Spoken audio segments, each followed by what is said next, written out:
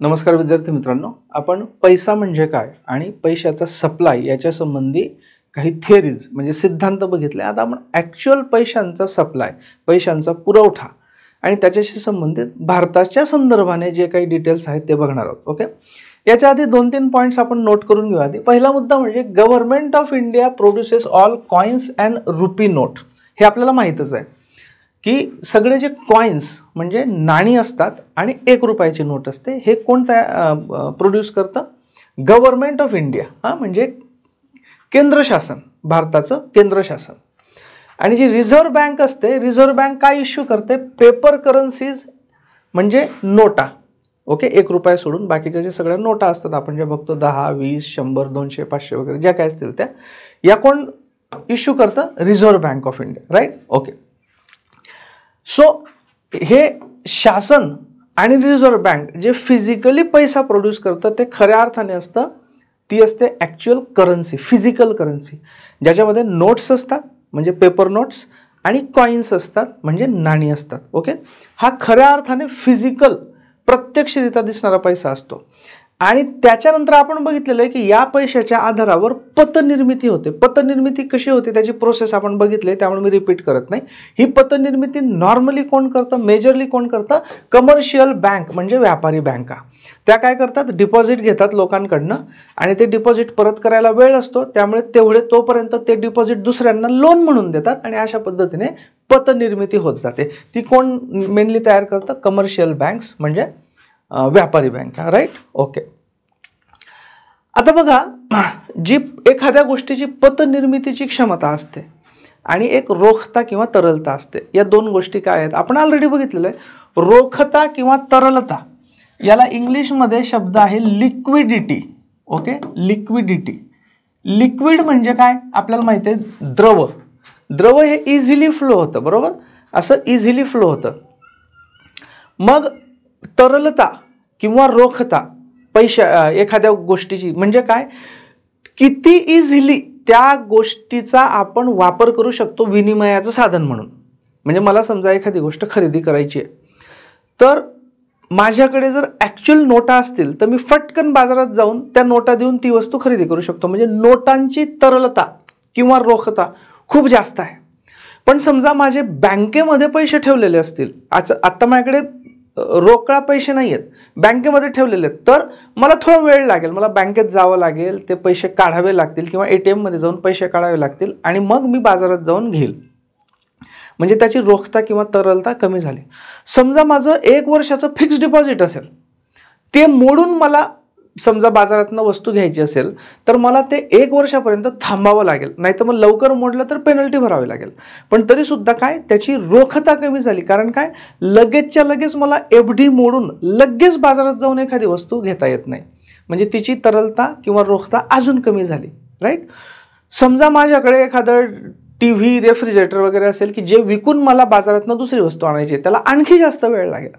समजा एखादा जमिनीचा प्लॉट असेल, तो विकून मला काहीतरी गोष्ट घ्यायची असेल, त्याला तर आणखी वेळ लागेल, गिऱ्हाईक शोधायचं वगैरे वगैरे. सो तरलता किंवा रोखता म्हणजे काय? एखाद्या वस्तूद्वारे किती लगेच आपल्याला दुसरी वस्तू घेता येते, याला म्हणतात रोखता किंवा तरलता. ओके, आणि पतनिर्मिती क्षमता म्हणजे काय? पतनिर्मिती क्षमता म्हणजे असं की एखाद्या गोष्टीद्वारे किती वेळा वेगवेगळं त्यांचं सर्क्युलेशन करून जास्तीत जास्त पैसा अर्थव्यवस्थेमध्ये निर्माण करता येतो. ओके, सो कुठल्याही गोष्टीची एक तरलता किंवा रोखता असते म्हणजे लिक्विडिटी असते आणि एक पतनिर्मितीची क्षमता असते. ओके, मग त्याच्यात बघा, आपण जर आधी लोकांकडच्या नोटा आणि नाणी घेतली म्हणजे काय? करन्सी विथ पब्लिक, याची पतनिर्मितीची क्षमता याच्यात आहे का? समजा माझ्याकडे 10,000 रुपये पडलेले आहेत, म्हणजे माझ्याकडे ते नोटा आणि नाणी आहेत 10,000. याच्याने अर्थव्यवस्थेत अजून पैसा निर्माण होऊ शकतो का? तर नाही. म्हणजे तिची पतनिर्मिती क्षमता अजिबात नसते. कशाची?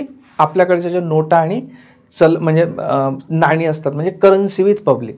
ओके, पण हिची तरलता कशी असते किंवा रोखता कशी असते? खूप जास्त, कारण मी लगेच बाजारात जाऊन तिच्या बदल्यात दुसरी कुठली तरी वस्तू खरेदी करून आणू शकतो. सो लोकांकडच्या नोटा आणि नाणी याच्याने पतनिर्मिती अजिबात होत नाही, मात्र याची तरलता खूप जास्त असते किंवा रोखता खूप जास्त. आता मागणी ठेवी म्हणजे डिमांड डिपॉझिट. मागणी ठेवी म्हणजे काय? समजा मी काही पैसे बँकेत ठेवलेले आहेत, जर मला ते मागता क्षणी परत घेता येत असतील तर त्याला मागणी ठेवी म्हणतो आपण. तर नॉर्मली बघा, जे आपलं बँकेचं अकाउंट असतं ना, ती ॲक्च्युली मागणी ठेव असते. म्हणजे आपण बघा, आपल्याकडे एक्स्ट्रा पैसे आले की आपण बँकेत ठेवतो, पण आपण ते कधीही काढू शकतो विड्रॉल स्लिपने किंवा ATMने, म्हणजे मागितल्या परत मिळतात. म्हणजे जेव्हा मी ते बँकेत पैसे ठेवले तर एक प्रकारची ती ठेव असते, डिपॉझिट असतं, डिपॉझिट.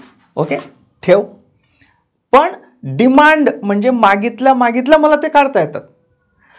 थोडक्यात काय, जे आपले करंट अकाउंट आणि सेव्हिंग्ज अकाउंट असतात त्या म्हणजे मागणी ठेवी असतात. हां, आता अकाउंट मेनली बँकांमधले आपले अकाउंट दोन प्रकारचे असतात. एक करंट अकाउंट म्हणजे चालू खातं किंवा चालू ठेव असं पण म्हणतात त्याला, आणि दुसरं सेव्हिंग्ज अकाउंट म्हणजे बचत खातं किंवा बचत ठेव. आता याच्यामध्ये फरक काय असतो? फरक असा असतो बघा, जे करंट अकाउंट असतं किंवा चालू खातं असतं ना, हे अनेक जर आपल्याला ट्रान्झॅक्शन करावे लागत असतील दिवसभरातनं, अनेकदा पैसे जमा करायचे काढायचे, जमा करायचे काढायचे, त्याच्यासाठी हे करंट अकाउंट वापरतात. विशेष करून जे बिझनेस करणारी लोक असतात, ओके, त्यांना खूप वेळा बँकांमध्ये पैसे जमा करावे लागतात, काढावे लागतात. तर साधारणतः बिझनेससाठी, व्यवसायासाठी हे करंट अकाउंट वापरलं जातं. त्याच्यात एका दिवसामध्ये अनेक ट्रान्झॅक्शन होऊ शकतात. त्याच्यानंतर ओव्हरड्राफ्ट अलाउड असतो. म्हणजे काय? म्हणजे समजा माझ्या करंट अकाउंटमध्ये आज 1 लाख रुपये असतील, पण मला कोणाला तरी चेक द्यायचा आहे अर्जंट 1.5 लाखाचा, ओके, आणि तो आजच वटवणार आहे चेक. तर करंट अकाउंटमध्ये अशी व्यवस्था केलेली असते की ओव्हरड्राफ्ट म्हणजे जरी माझ्या अकाउंटमध्ये 1 लाखच रुपये असतील, पण मला कोणाला 1.5 लाखाचा चेक अर्जंट द्यायचा असेल आणि तो वटवणार असेल, तरी ते बँक अलाउड करतं, एक्स्ट्रा 50,000 बँक देऊन टाकतं आणि विशिष्ट मुदतीनंतर ते मी परत भरून द्यायचे असतात. याला ओव्हरड्राफ्ट म्हणतो आपण. तर ते पण अलाउड असतं करंट अकाउंटमध्ये, कारण बिझनेससाठी असतं ते. ओके, इंटरेस्ट याच्यावर पे केला जात नाही, बँक पे करत नाही इंटरेस्ट. ओके, थोडक्यात काय की बिझनेस पर्पजसाठी अनेक वेळा ट्रान्झॅक्शन अलाउड करणारं, इव्हन ओव्हरड्राफ्ट म्हणजे शिल्लक नसेल तरी पैसे काढू देणारं जे बँक अकाउंट असतं ते असतं करंट अकाउंट. याच्या उलट सेव्हिंग्ज अकाउंट हे साधारणतः जे नोकरदार लोक असतात किंवा इव्हन जे बिझनेसमन असतात त्यांचे जे पर्सनल अकाउंट असतात, बिझनेसचे अकाउंट नाही. समजा माझा एखादा बिझनेस आहे, तर माझं बिझनेसचं अकाउंट वेगळं, ते मी करंट अकाउंट खोलेल, पण माझं पर्सनल संदीप साळुंखे म्हणून एक वेगळं अकाउंट असेल पर्सनल, ते मी सेव्हिंग्ज अकाउंट ठेवेल. ओके, तर साधारणतः जे पर्सनल अकाउंट्स असतात ते किंवा नोकरदार लोकांसाठी हे बचत खातं असतं. या बचत खातं कशासाठी असतं? हे साधारणतः सेव्हिंग्ज करण्यासाठी असतं. म्हणजे समजा मला दर महिन्याला सॅलरी येत असेल 1 लाख रुपये, तर मी ती सेव्हिंग्ज अकाउंटमध्ये जमा होते आणि दर महिन्याला मला समजा 50-60 हजार रुपये खर्च लागतो, खर्च करायला मी तेवढे काढतो फक्त. मला परत काही, माझा बिझनेस नाही त्याच्यामुळे मला काही परत ट्रान्झॅक्शन करायचे नसतात. त्याच्यासाठी हे बचत खातं वापरलं जातं. याच्यावर 4 ते 6% व्याज पण मिळतं. म्हणजे समजा दर महिन्याला माझा 1 लाख रुपये पगार जमा होत असेल आणि 50,000 रुपये खर्च होत असेल, तर माझे 50,000 रुपये शिल्लक पडतात. त्याच्यावर मला थोडंसं 4 ते 6% दरम्यान व्याज पण मिळतं. ओके, याच्यामध्ये ओव्हरड्राफ्ट अलाउड नसतो. ठीक आहे, सो हे बचत खातं असतं. तुमच्या लक्षात येईल की मग हे आता जे आपण बघितलं ना, करंट अकाउंट आणि सेव्हिंग्ज अकाउंट, हे दोन्ही मागणी ठेवीचे प्रकार आहेत. ओके, आता जे बघितलं आपण यांना मागणी ठेवी म्हणतात, डिमांड डिपॉझिट म्हणतात. ओके, याच्यामध्ये मग हे बघा, करंट अकाउंट आपण बघितलं आणि बचत अकाउंट बघितलं, राईट. दोघांमधला फरक बघितला. जे करंट अकाउंट असतं याची पतनिर्मिती खूप नगण्य असते. का नगण्य असते? बघा, माझं जर करंट अकाउंट बँकेमध्ये असेल तर बँकेला माहीत आहे की या करंट अकाउंटमध्ये नॉर्मली खूप पैसे शिल्लक नसतात. ओके, कारण काय, माझं बिझनेसचं अकाउंट आहे, ते मी सारखं समजा कस्टमरकडनं आले पैसे या करंट अकाउंटमध्ये जमा करतो. लगेच जो माझा सप्लायर असतो, ज्याच्याकडनं मी माल विकत घेतो, त्याला मला पेमेंट करायचं असतं. ते आले पैसे का पेमेंटमध्ये जातात. माझ्याकडे जे काम करणारे लोक असतील बिझनेसमध्ये त्यांचे पगार होतात. तर करंट अकाउंटमध्ये नॉर्मली काही फार बॅलन्स राहत नाही. त्यामुळे त्या करंट अकाउंटमधले पैसे बँकेला दुसऱ्याला लोन देण्यासाठी काही वापरता येत नाही. कारण काय, तो करंट अकाउंटवाला जो बिझनेसमॅन असतो तो कधी त्याला पैसे लागतील करंट अकाउंटमधनं याचा भरोसा नसतो. त्यामुळे मग त्याच्यातले पैसे बँकेला दुसरीकडे वापरता येत नाही. म्हणजे दुसरीकडे म्हणजे कुठे, लोन देण्यासाठी. आणि बँक जेव्हा लोन देते तेव्हा पतनिर्मिती करत असते, राईट.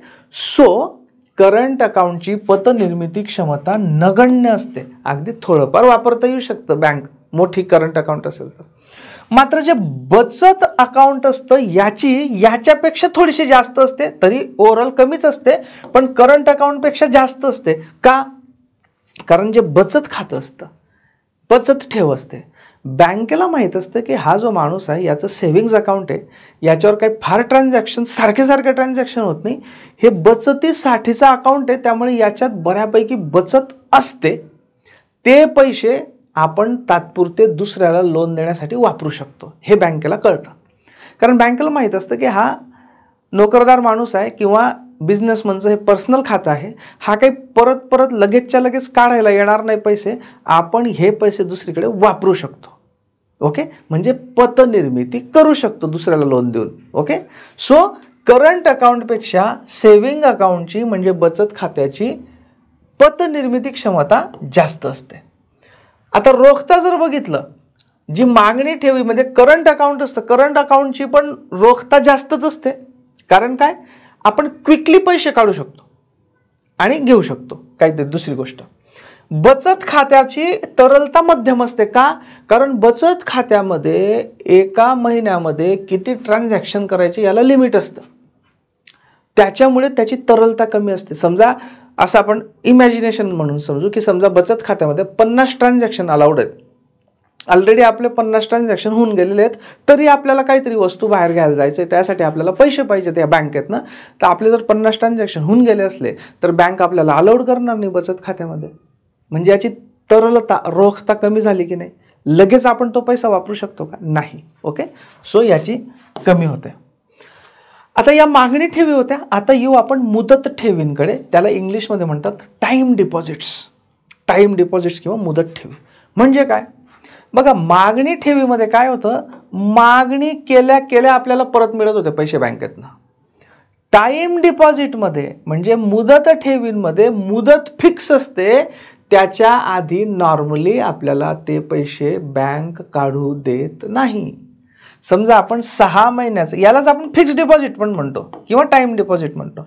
समजा 6 महिन्याचं फिक्स डिपॉझिट असेल तर याचा अर्थ काय, आपण बँकेला सांगतो की बाबा मी हे 6 महिन्यासाठी ठेवतोय पैसे तुमच्याकडे 1 लाख रुपये, हे याच्यावर मला चांगलं व्याज द्या आणि मी 6 महिन्यापर्यंत हे पैसे काढणार नाही. मग व्याज चांगला, बँक व्याजदर चांगला देईल. आता बँकेला माहीत आहे की 6 महिने हे 1 लाख रुपये हा काही घ्यायला येणार नाहीये, मधले 5-5.5 महिने बँक ते 1 लाख रुपये दुसऱ्याला लोन देण्यासाठी वापरू शकतं आणि त्याच्याकडनं जास्त व्याज घेऊन बँक मधल्यामध्ये प्रॉफिट कमवतं. इनफॅक्ट हे बँकिंग असतं, राईट. सो 6 महिन्याच्या आत ही 6 महिने काय झाली त्याची मुदत, या 6 महिन्याच्या आत ते पैसे काढता येत नाही. किंवा 1 वर्षाचं असेल तर 1 वर्ष, 2 वर्षाचं असेल 2 वर्ष, त्याच्या आधी काढता येत नाही. आणि जर काढले पण इमर्जन्सीमध्ये तर बँक काही व्याज कापून घेतं. मग आपण नॉर्मली काय विचार करतो की यार शक्यतो FD नको मोडायला, दुसरीकडनं काही पैसे होत असतील ॲडजस्टमेंट करून घेऊ, FD मोडलं तर आपलं व्याज थोडंसं वाया जाईल, त्याच्यापेक्षा राहू दे असं. ओके, सो या ज्या मुदत ठेवी असतात, टाईम डिपॉझिट्स असतात, हे बघा काही 1 वर्षापेक्षा कमी असतात आणि 1 वर्षापेक्षा जास्त असतात. जे 1 वर्षापेक्षा कमी आहे तिची पतनिर्मितीची क्षमता मध्यम असते. कारण काय, बँकेला माहीत असतं का 1 वर्षापर्यंत याची मुदत आहे, म्हणजे 1 वर्षानंतर हा परत मागायला येणार आहे पैसे, त्यामुळे बँक त्याचा उपयोग जास्तीत जास्त 1 वर्ष करू शकतं पतनिर्मितीसाठी, म्हणजे मध्यम क्षमता. ओके, आणि ज्याचं 1 वर्षापेक्षा जास्त आहे, मग बँक समजा 2 वर्षाचं आहे, तर बँकेला माहीत असतं हा 2 वर्षाच्या आत काही हे पैसे मागायला येणार नाही, आपण बिनधास्त वापरा याचे पैसे दुसऱ्यांना कर्ज देण्यासाठी, म्हणजे पतनिर्मितीसाठी. म्हणजे याची पतनिर्मिती क्षमता खूप जास्त असते. याच्या उलट याची तरलता खूप कमी असते. कारण काय, 1 वर्षापर्यंत आपल्याला हे पैसे काढता येत नाही, म्हणजे याची तरलता रोखता कमी झाली ना, लगेच आपण काढू शकतो का? नाही. काढले तर आपल्याला पेनल्टी व्याज द्यावं लागेल. आणि 1 वर्षापेक्षा जास्त त्याची तरलता तर आणखी कमी, कारण आपल्याला माहिती आहे की अरे हे समजा 2 वर्षाचं असेल, 2 वर्षानंतरच मी हे पैसे काढू शकतो, म्हणजे आत्ताच्या आत्ता वापरू शकत नाही, त्यांना घेऊन जाऊन दुसरी वस्तू खरेदी करू शकत नाही, म्हणजे त्याची तरलता अजून रोखता खूप कमी, लिक्विडिटी खूप कमी, राईट. सो लोकांकडच्या नोटा आणि नाणी, मागणी ठेवी आणि मुदत ठेवी यांची वरून खाली पतनिर्मिती क्षमता वाढत जाते, मात्र तरलता कमी होत जाते.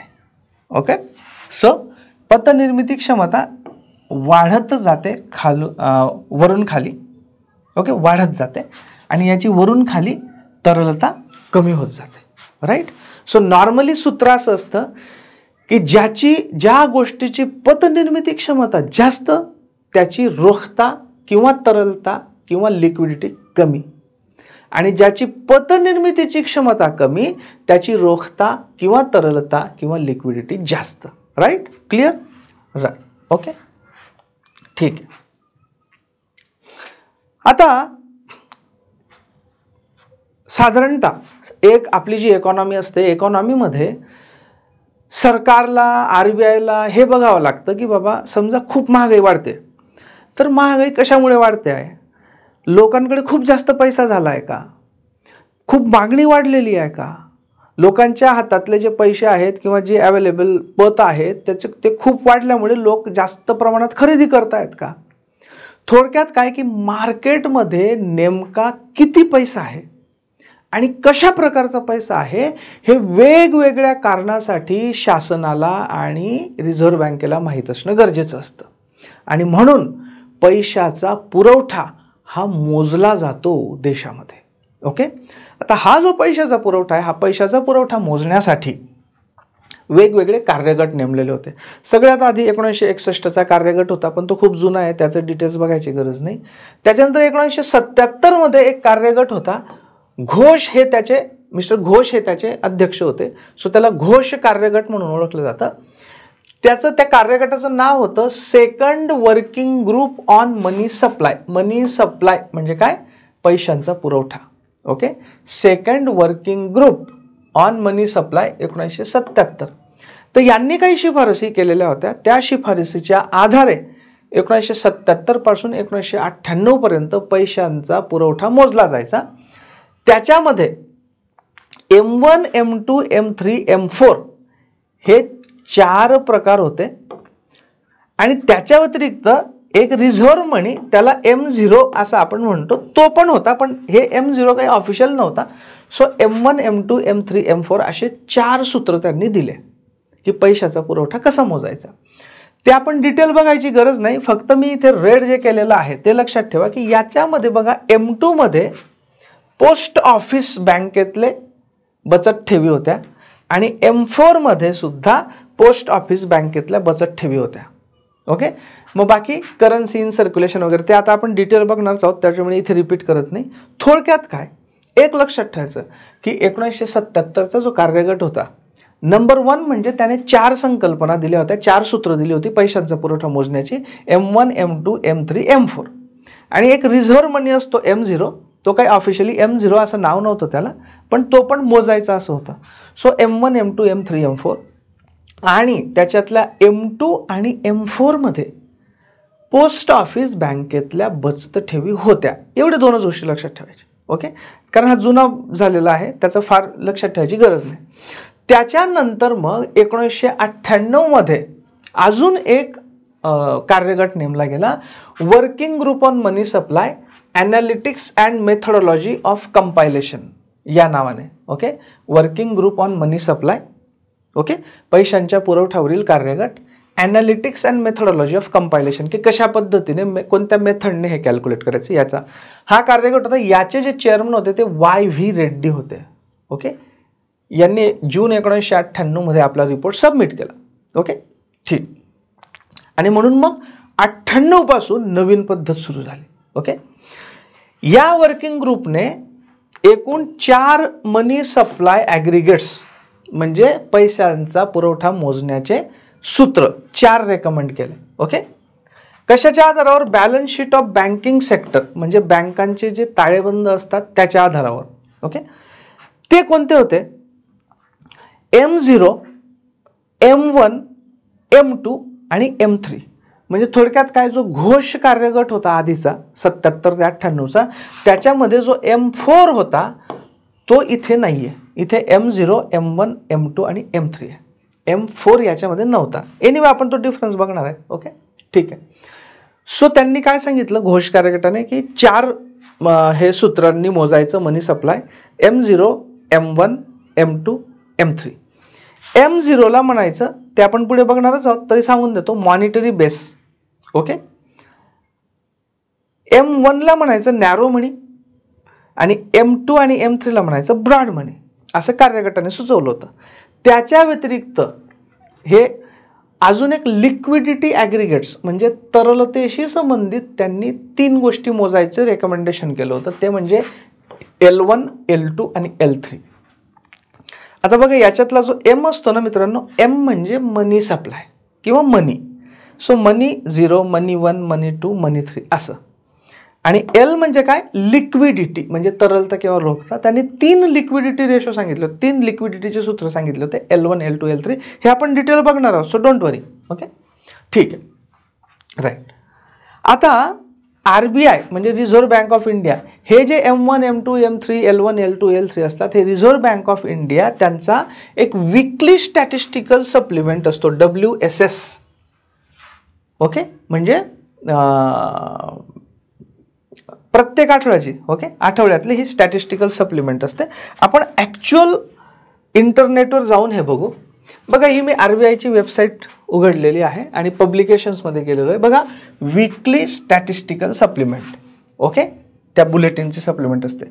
इथे सिलेक्ट इयर असतं, कोणत्या वर्षाचं पाहिजे, मी 2024 सिलेक्ट केलं.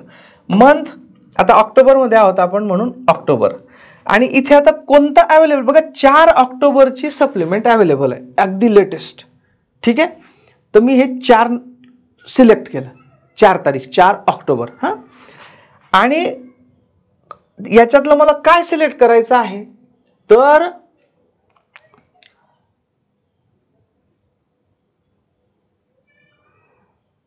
Weekly statistical report. हां, reserve bank of cash reserve ratio, money stock. बघा, मनी स्टॉक. हां, हे मी सिलेक्ट केलं आणि गो म्हटलं. ठीक आहे, आता इथे सिलेक्ट करेल. तोपर्यंत मी हा ओपन करून ठेवलेला आहे, तो तुम्हाला दाखवतो.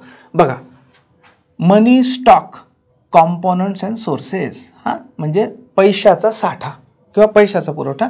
बघा, इथे M3 दिलेला आहे, तुम्हाला जर दिसत असेल.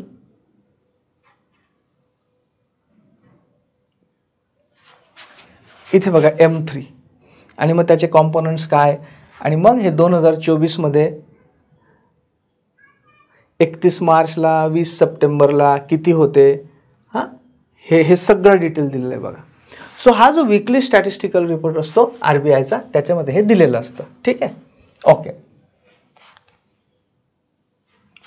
परत आपल्या याच्यावर जाऊ. हां, ठीक आहे, ओके. आता आपण पहिला बघू M0. M0ला रिझर्व्ह मनी म्हणजेच संचित पैसा किंवा मॉनिटरी बेस असं पण म्हणतात. आता याच्यामध्ये मॉनिटरी बेसला पायाभूत पैसा असं पण म्हणतात मराठीमध्ये. सो पायाभूत पैसा किंवा संचित पैसा. ओके, पण शक्यतो जे इंग्लिश वर्डिंग आहे ते पक्क लक्षात ठेवा मित्रांनो. मी इकॉनॉमिक्समध्ये मुद्दाम जास्त मराठी याच्याकरता वापरत नाही, म्हणजे मराठी सगळं सांगतोय तुम्हाला, पण तुम्ही हे वर्ड लक्षात ठेवा, कारण किती दिवस आपण इंग्लिशपासून दूर पळणार हा प्रश्न आहे. मराठीमध्ये ट्रान्सलेशन करताना बऱ्याचदा कन्फ्युजन होतं, प्रश्न वाचताना कन्फ्युजन होतं, पर्याय व्यवस्थित कळत नाही. त्याच्यामुळे इकॉनॉमिक्स आणि सायन्सच्या बाबतीत आपण काही काही बेसिक टर्म इंग्लिशमध्ये लक्षात ठेवायचं, एवढं कठीण नाही आहे, त्याचा बाऊ करू नका. ठीक आहे, ओके. सो M0ला रिझर्व्ह मनी किंवा मॉनिटरी बेस असं लक्षात ठेवा. ओके, म्हणजे संचित पैसा किंवा पायाभूत पैसा. ओके, याच्यामध्ये कशा कशाचा समावेश होतो. पहिली गोष्ट करन्सी इन सर्क्युलेशन, याला मी म्हणतो CC, currency in circulation. So करन्सीचा C आणि सर्क्युलेशनचा C, करन्सी इन सर्क्युलेशन म्हणजे लोकांकडील, म्हणजे बेसिकली चलन. ओके, चलनामध्ये असलेला पैसा, करन्सी इन सर्क्युलेशन म्हणजे काय, चलनामध्ये असलेला पैसा. ठीक आहे. आता करन्सी इन सर्क्युलेशन जे असते ना, याचे पुन्हा 2 पार्ट असतात मित्रांनो. हे शक्यतो कोणीच तुम्हाला सांगणार नाही आणि अनेक पुस्तकं मी बघितले, या पुस्तकांमध्ये क्लॅरिफायच केलेलं नाही आहे, मुलांचं कन्फ्युजन होतं. करन्सी इन सर्क्युलेशन हा जो वर्ड आहे याच्यामध्ये 2 भाग असतात. एक म्हणजे CB म्हणजे काय, कॅश विथ बँक्स, म्हणजे ॲक्च्युली ज्या व्यापारी बँका असतात त्या बँकांकडे ॲक्च्युली त्यांच्या जे तिजोऱ्या असतात त्यांच्यामध्ये ॲक्च्युली फिजिकली पडलेला पैसा. ओके. करन्सी विथ बँक्स म्हणजे बँकांकडील रोकड.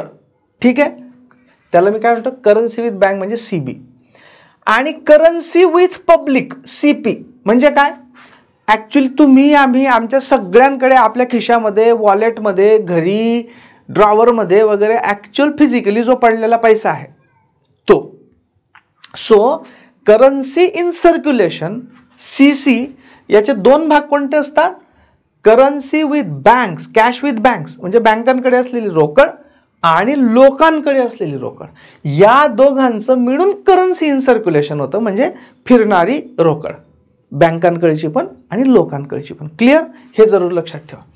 So currency in circulation plus bankers deposits with RBI म्हणजे बँकांनी रिझर्व्ह बँकेकडे ठेवलेल्या ठेवी, याला मी म्हणतो BD, बँकर्स डिपॉझिट. आता बघा, आपले डिपॉझिट आपण कोणाकडे ठेवतो, बँकांकडे, आणि बँका त्यांचे डिपॉझिट कोणाकडे ठेवतात, रिझर्व्ह बँकेकडे. ओके. So bankers deposits. ठीक. So BD. सो काय झालं, M0 म्हणजे काय, CC plus BD plus other deposits with RBI, याला मी म्हणतो OD, other deposits with RBI म्हणजे RBI कडे असणारे इतर डिपॉझिट्स, इतर ठेवी, RBI कडे असणाऱ्या इतर ठेवी.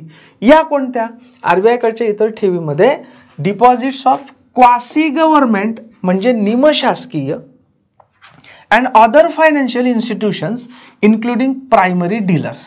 एवढं लक्षात ठेवा की क्वासी गव्हर्नमेंट म्हणजे निमशासकीय आणि इतर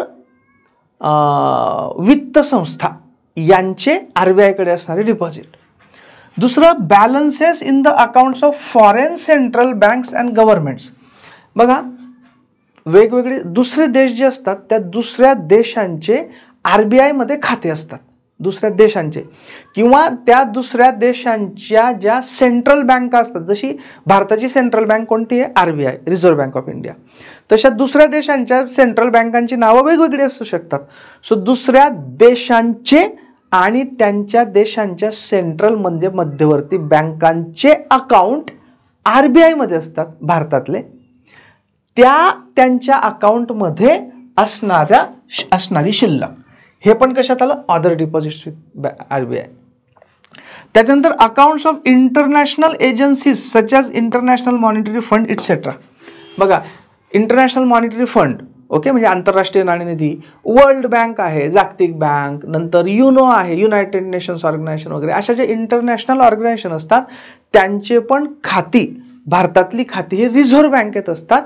त्या खात्यांमध्ये असणारा बॅलन्स, शिल्लक, हा पण अदर डिपॉझिटमध्ये येतो. ओके. ठीक आहे. सो हे 3 गोष्टी लक्षात ठेवायच्या अदर डिपॉझिटमध्ये. सो हे आलं अदर डिपॉझिटमध्ये. सो M0 मध्ये काय, M0 यालाच काय म्हणतात, रिझर्व्ह मनी किंवा मॉनिटरी बेस. याच्यामध्ये काय असतं, CC म्हणजे काय, currency in circulation plus BD म्हणजे बँकर्स डिपॉझिट्स इन RBI आणि OD म्हणजे other deposits with RBI. Okay. आणि CCचे आपल्याला 2 कॉम्पोनंट माहिती आहे. CC करन्सी इन सर्क्युलेशनमध्ये काय असतं, एक म्हणजे cash with bank plus cash with public. So आपण CCच्या जागेवर हे 2 लिहू शकतो. मग हे सूत्र काय होईल, CCच्या जागेवर आपण CB प्लस CP लिहिलं, त्याच्यानंतर हा BD आणि प्लस OD असं पण लिहू शकतो. क्लिअर. सो हा आहे M0. ठीक आहे. बघा, हा ॲक्च्युअल, इथे तुम्हाला क्लिअर होईल, हा ॲक्च्युअल रिझर्व्ह बँकेचं एक शीट मी तुमच्या समोर ठेवतोय. बघा इथे करन्सी इन सर्क्युलेशन म्हणजे CC, बरोबर. हे आहे कॅश विथ बँक्स म्हणजे CB, आणि हे आहे करन्सी विथ पब्लिक म्हणजे CP. बघा इथे करन्सी विथ पब्लिकचं सूत्र काय दिलेलं आहे यांनी, 2 वजा 3 म्हणजे करन्सी इन सर्क्युलेशन वजा कॅश विथ बँक्स. म्हणजे याचा अर्थ काय की 3 अधिक 4 बरोबर 2 आहे. Correct. So currency with public, public सोबतची करन्सी आणि कॅश विथ बँक्स हे दोन्ही जर केले तर आपल्याला करन्सी इन सर्क्युलेशन मिळतं. ओके. मग हे अदर डिपॉझिट्स विथ RBI बघा, bankers deposit with RBI. Correct. आणि म्हणून बघा इथे आता रिझर्व्ह मनी, रिझर्व्ह मनी म्हणजेच काय M0, रिझर्व्ह मनी किंवा मॉनिटरी बेस म्हणजे M0 ना, बरोबर. M0चं सूत्र काय दिलंय त्यांनी बघा, 2 काय आहे currency in circulation, currency in circulation plus 5 काय आहे बघा, हा 5 म्हणजे अदर डिपॉझिट्स विथ RBI म्हणजे काय अदर डिपॉझिट्स प्लस 6 काय मित्रांनो बँकर्स डिपॉझिट्स विथ RBI म्हणजे BD. करेक्ट. CCOD आलं आपलं, CCOD. करेक्ट. सो हे ऍक्च्युअल RBIचं शीट आहे, त्यांनी ऍक्च्युअल हे आकडे दिले आहेत. राईट. ओके. बघा इथे पण दिलेलं आहे reserve money components and sources. हा पण ऍक्च्युअल RBIचा आत्ताचा 2024चा मागच्या आठवड्याचा रिपोर्ट आहे मित्रांनो, ज्या दिवशी मी हे व्हिडिओ रेकॉर्डिंग करतोय त्याच्यात बघा reserve money, currency in circulation म्हणजे काय CC, bankers deposits with RBI म्हणजे BD आणि other deposits with RBI OD. Clear. आणि हे मी तुम्हाला फिजिकली याच्याकरता दाखवतोय की हे तुम्हाला वाटलं पाहिजे की हे दिस इज ॲक्च्युअल, नुसतं थेरॉटिकल वाचून उपयोग नाही मित्रांनो. ठीक आहे. सो हे मुद्दा मी तुम्हाला RBIचं दाखवतोय शीट आणि तुम्हाला त्या RBIची वेबसाईट पण दाखवली. सो तुम्हाला सांगतो मित्रांनो की या पद्धतीने तुम्हाला कोणीच सांगणार नाही आणि फ्रीमध्ये तर अजिबात कोणी सांगणार नाही. फ्रीमध्ये जाऊ द्या, तुमच्याकडनं पैसे घेऊन सुद्धा इतक्या क्वालिटीचं कोणी सांगणार नाही. हे मी याच्यासाठी करतो आहे की मला गरिबीची जाणीव आहे, मुलांचे स्पर्धा परीक्षा देताना काय हाल होतात त्याची जाणीव आहे आणि म्हणून तुमच्यासाठी फ्री सांगतो, हे सगळं मी सांगतोय. परंतु दुर्दैवाने मला एक गोष्ट खटकते की ठीक आहे समजा आता परीक्षा नाही वगैरे म्हणून की हे सगळ्यांपर्यंत पोहोचतं आहे का नाही. कारण जितके व्ह्यूज मी बघतो लेक्चर्सला मला असं वाटतं की खेड्यापाड्यांपर्यंत पोहोचलं नाही आहे, किंवा असं असू शकतं की लोकांना मुलांना असं वाटत नाही की फ्रीमध्ये एवढं क्वालिटी मिळू शकतं.